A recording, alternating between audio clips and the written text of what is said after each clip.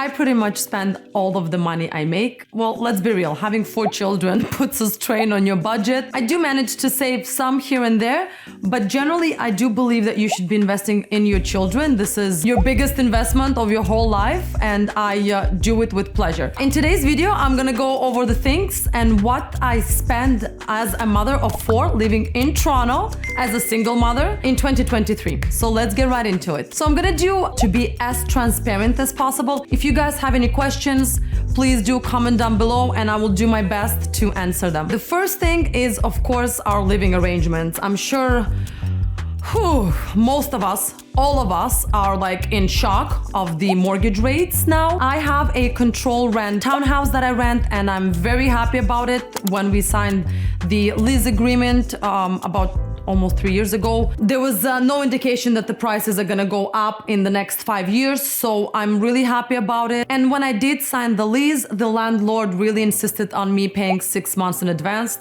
I understand, man. I was moving by myself with my children. Like, I would have taken payment for like 5 years in advance if I was the landlord, but it is what it is. After the pandemic, I sold some of my properties and invested. But in Toronto, in Canada, I don't think I'm gonna be investing because I'm moving. For those of you who didn't know, but I'm gonna make a series about my particular move. And the reason why I opted out from buying anything in Canada, besides that it's an investment, which is gonna like just hold my money, the prices are really crazy. Now it's not that bad, but the prices when I was looking for a property was like, really, it didn't make any sense to pay $1 million, even if it's Canadian dollars, to live somewhere in suburbs in a townhouse. Besides that, it was out of my budget. I decided that no, I'm not gonna be investing, at least for now. My rent in Toronto, it's $3,500. That's a month plus utilities. Somewhere between $300 to $500, depending on a month. How many parties we threw? No, I'm kidding. Has nothing to do with parties. But in general, how cold it was outside, you probably all know that. So it's not always a fixed amount. So I have to budget for just the housing arrangement, about $4,300, about $4,300. Another big spend for our family is groceries. So those who do know me know that I rarely look at the prices when I shop. I do look at the prices when I shop for everything else, not the groceries. It's the number one necessity, and I'm really, really adamant that my children eat very well. So this is like one of my biggest expenses, I would say. I always make sure that there's a lot of fruits and vegetables in the house. I do my best to buy organic, although you never know, like some store says it's organic, some stores buy from the same butcher and they sell it as regular. You don't know nowadays, but I'm doing my best to kind of check where the produce is coming from. But generally, this is like one of my biggest expense. So we spend about $2,200 to $2,500 a month. That includes some of order take-in sometimes. I usually let my kids on Friday order in so I don't have to cook that much. This is how much I spend on groceries up to this day. So for those of you who don't know, just a quick reminder, I have 4 children in the house. So I have 2 teens who are 17 and 15, and I have 2 toddlers who are 4 and 2. And let me tell you, they have a pretty good appetite. My 17-year-old, he's protein shakes and his particular diet because he's very much into the gym.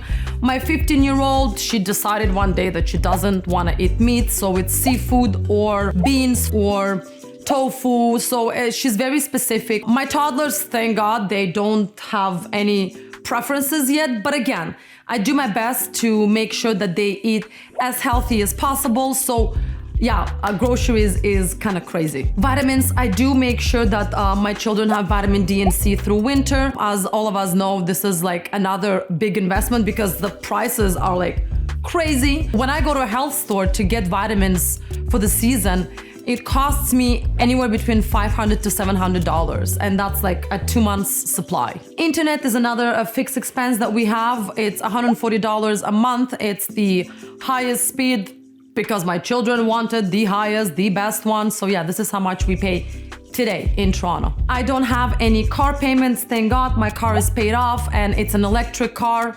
I'm sure you saw the video. I'm gonna link it somewhere why you shouldn't buy a Tesla. But I'm glad I have it because I don't spend anything on gas, and if my son needs to go here and there, he takes it and I don't have to worry that, oh my God, he has no money for gas or something. The only payments I have is my insurance, which is $270 a month, and I live in Thornhill. Entertainment and Uber, because I don't always get a chance to drive my children, so I rely on Uber quite a lot kind of lately because both of my teens are working now. I'm so proud of them. I'm gonna make a separate video about that. They are both working and I'm very much excited, but their schedules sometimes interfere. So Uber is another expense, and entertainment, like we go for movies. I went to see Avatar 2 times.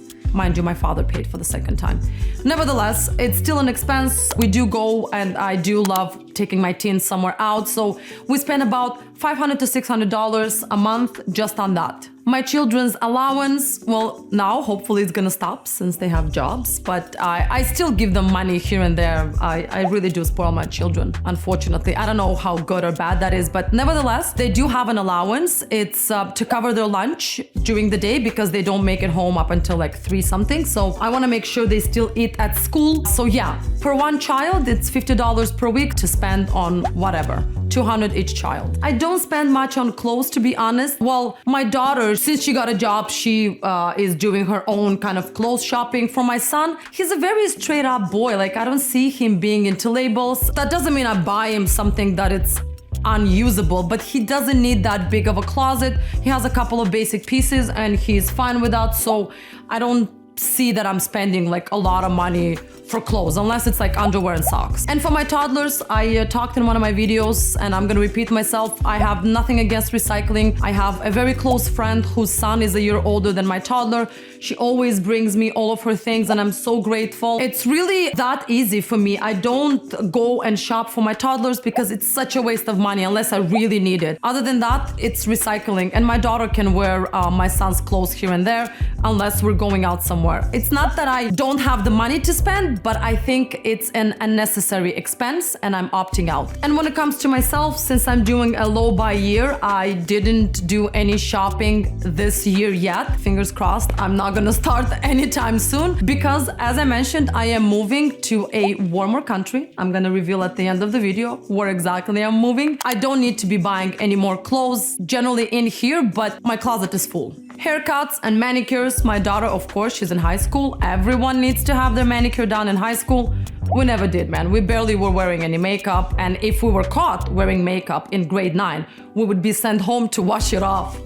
That's what does to you being raised in a somewhat communist country. Nevertheless, we are in Canada and I'm so happy that I can actually offer that for her. So she gets her manicure done once a month like I do, and it costs about $65 for each of us.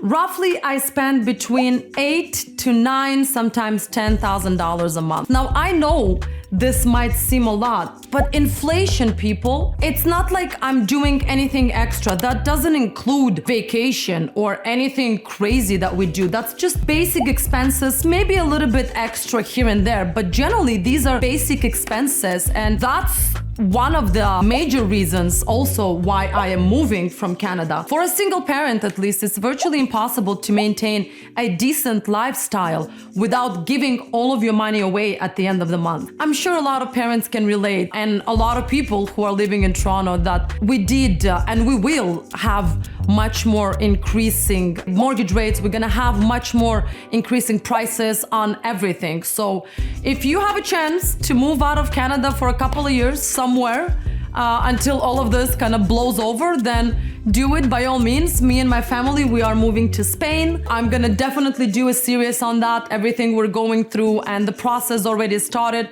Maybe I should already do like one first video. I will, definitely will. Nevertheless, I love living in Canada. We've been here for 25 years. This country offered us a lot and I'm very grateful. But I think it's time for us to move into a new chapter, and I would rather invest whatever and spend money on something else, on experiences with my children. Thank you very much for following. Thank you very much for watching. If you have any questions, if you have any comments, please leave them down below. I will be more than happy to answer. But other than that, have a low spending day and watch for your wallet.